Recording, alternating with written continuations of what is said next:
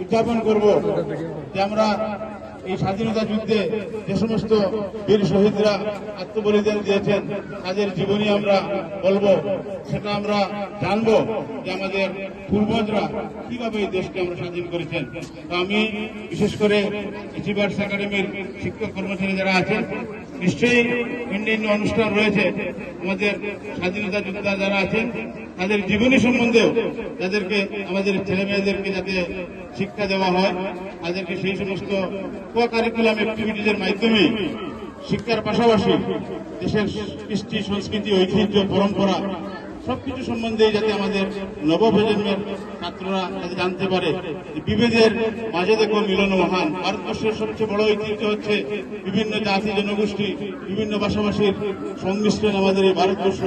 এই ভারতবর্ষের যে কৃষ্টি সংস্কৃতি ঐতিহ্য রয়েছে সেটা পুঁথিগত শিক্ষার পাশাপাশি আমাদের ছেলেমেয়েদেরকে সেই শিক্ষা দিয়ে একজন সুস্থ দেশপ্রেমিক নাগরিক হিসেবে যাতে আমরা তাদেরকে গড়ে তুলতে পারি সেই দিকে আমাদের দৃষ্টি রাখা প্রয়োজন।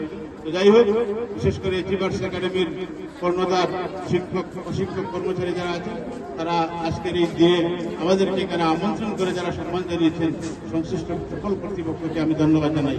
ধন্যবাদ।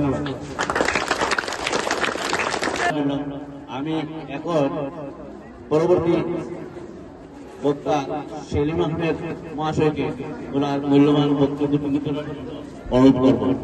ধন্যবাদ।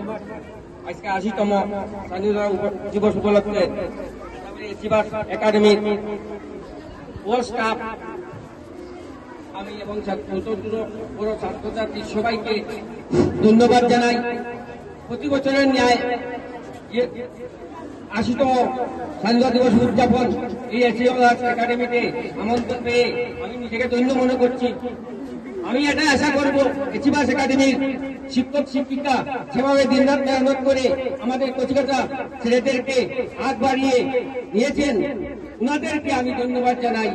আমি সবসময় দেখতে পাই উনাদের তৎপরতা, উনাদেরকে পড়ার গতি খুব ভালো।